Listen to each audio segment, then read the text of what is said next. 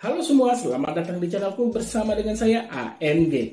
Ini Redmi Pad, tablet terbaru dari Xiaomi. Sudah hampir 2 bulan saya menggunakan tablet ini dan berani saya bilang kalau ini memang tablet bagus di harga 3,5 jutaan. Walau memang saya akui masih ada kekurangan dari Redmi Pad. Saking bagusnya tablet ini sampai itu saya lupa loh, sehingga baru saya bahas video reviewnya.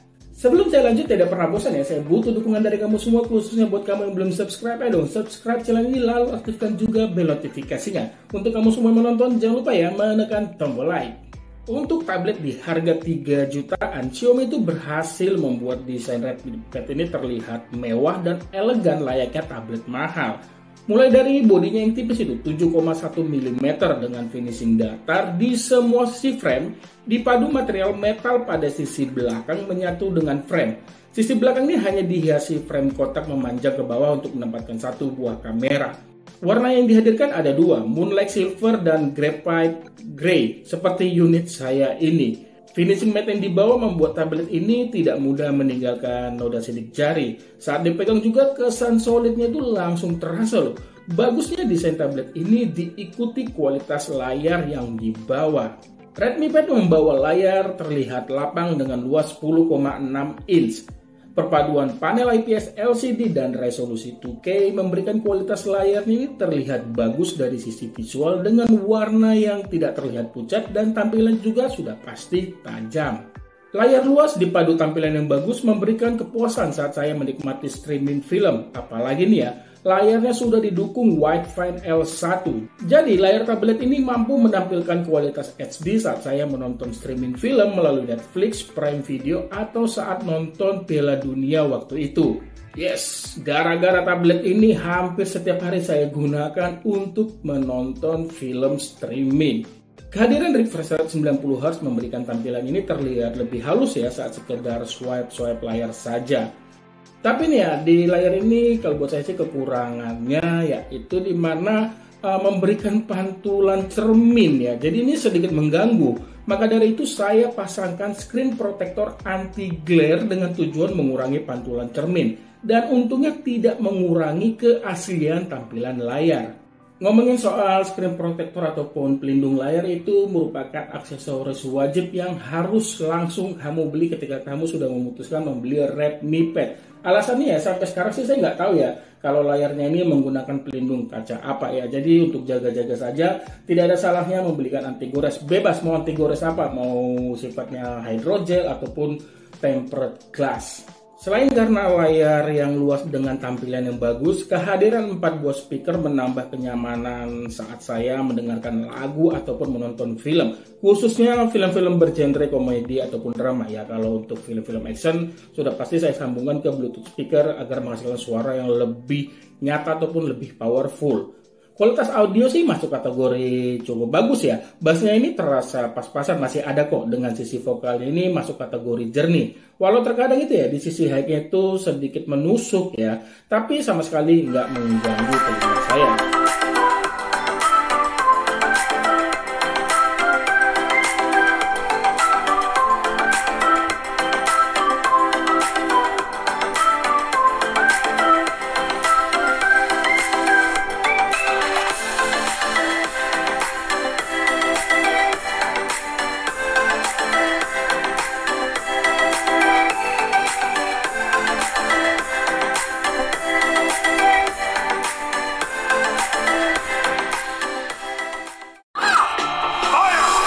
That's it. Go to your room. The foot is down. The foot is down. Good job, gentlemen. That could have been a disaster. Well, that was... Di bagian software, Redmi Pad menggunakan tampilan antarmuka MIUI 13 yang berbasis Android 12. Dari segi tampilan sih menurut selera saya nggak ada yang saya masalahkan. Apalagi nih ya, MIUI di tablet ini tidak mengandung iklan dan memberikan banyak fitur. Salah satunya kamu bisa melakukan multi-window. Hanya saja saya pernah menemukan bug ya, ataupun masalah saat menggunakan tablet ini. Misalnya nih ya, yang pernah saya rekam saat itu pas kejadian, tiba-tiba tuh layarnya nge-freeze. Lalu pernah juga tablet ini restart sendiri. Biasanya itu sering terjadi ataupun saya dapati saat saya melakukan pengisian daya baterainya, atau tablet ini sudah termasuk lama tidak saya gunakan, misalkan sudah 5 jam ataupun hampir seharian nggak saya gunakan, terus saya mau nyalakan lagi, ini tiba-tiba ngerestart. Semoga ini bisa sih diperbaiki melalui update software. Di bagian performa, Redmi Pad menggunakan chipset yang terbilang cukup ngebut ya di kelasnya dan paling laris saat ini, MediaTek Helio G99. Chipset tersebut dipadu CPU octa-core, RAM 6GB yang bisa ditambah RAM virtual 2GB dan internal storage itu 128GB. Kalau kapasitas storage masih terasa kurang, kamu bisa menambahkan micro SD pada SIM tray. Jadi SIM tray yang dibawa ini hanya satu slot ya untuk menempatkan micro SD saja tanpa ada slot kartu seluler. Artinya untuk konektivitas internet, tablet ini hanya mengandalkan sambungan WiFi. Ketidakhadiran jaringan seluler ini bukan menjadi masalah ataupun kekurangan ya untuk saya. Tapi ya saya sih sebenarnya berharap kalau Xiaomi itu menghadirkan dua varian, satu versi WiFi, satu versi WiFi plus seluler. Memang sih harganya akan lebih mahal, tapi saya yakin kok dengan dihadirkannya versi seluler masih ada kok yang akan membeli. Mengenai performa yang dibawa tidak ada yang saya keluhkan ya, buat main game ini terbilang lancar kok. Walau tablet ini lebih saya prioritaskan untuk membuka sosial media, menonton film, dan kadang untuk kerjaan, misalnya mengetik narasi video.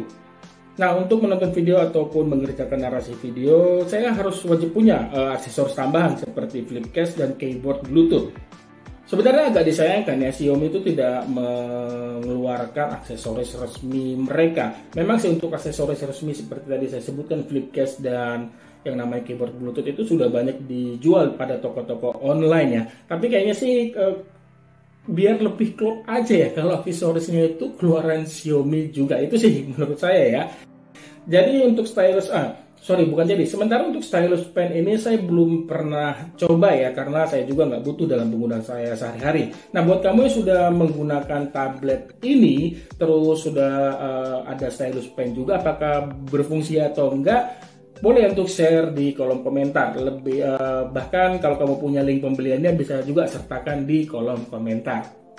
Mengenai kamera, tablet ini membawa satu buah kamera di depan dan di belakang. Resolusinya itu juga sama, 8 megapiksel. Yang saya suka itu penempatan kamera depan di tengah, hal yang bagus sih karena ini cocok banget digunakan untuk kegiatan seperti yang pernah saya lakukan, meeting online. Kualitas videonya juga terbilang cukup bagus kok, masih enak kok terlihat.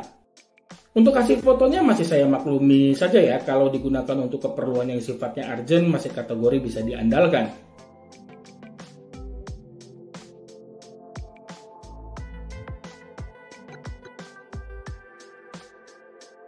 Bagian yang saya suka dari tablet ini pada kapasitas baterai 8000 mAh karena mampu menghasilkan daya tahan ini terbilang sangat bisa diandalkan.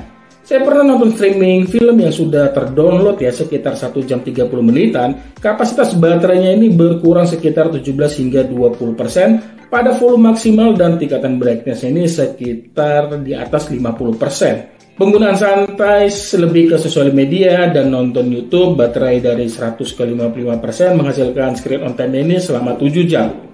Lalu kalau penggunaan saya selingi dengan bermain game Mobile Legends ataupun Apex Legends sekitar 1,5 jam, kapasitas baterainya ini berkurang dari 100 ke 20%, menghasilkan screen on time ini di atas 8 jam. Sementara untuk pengisian daya baterainya ini sudah fast charging 18 watt. Membutuhkan waktu 3 jam mengisi baterai dari 1 hingga 100%. Buat saya sih ini menjadi hal yang wajar dan nggak menjadi kekurangan. Ya, sekarang masuk kesimpulan ya. Seperti di awal saya katakan, Redmi Pad merupakan tablet yang bagus dan saya puas menggunakan tablet ini hampir 2 bulan. Terkait masalahnya tadi yang sering restart itu masih terjadi ya, tapi itu nggak jadi masalah juga, yang artinya nggak mengganggu penggunaan saya. Karena saat digunakan problem tersebut tidak pernah terjadi. Tapi sampai saat ini saya sih masih berharap Xiaomi mau memberikan perbaikan melalui update software. Apakah Redmi Pad menjadi tablet yang layak dibeli? Saya sih berani bilang ya kalau Redmi Pad menjadi tablet yang layak kok untuk dibeli ya. Itu aja deh yang bisa saya bagikan ya di video ini. Terima kasih banyak sudah menonton dan mohon maaf bila ada kekurangan di video ini. Like jika kalian suka video ini. Sampai ketemu di video saya selanjutnya. Akhir kata saya pamit. Bye.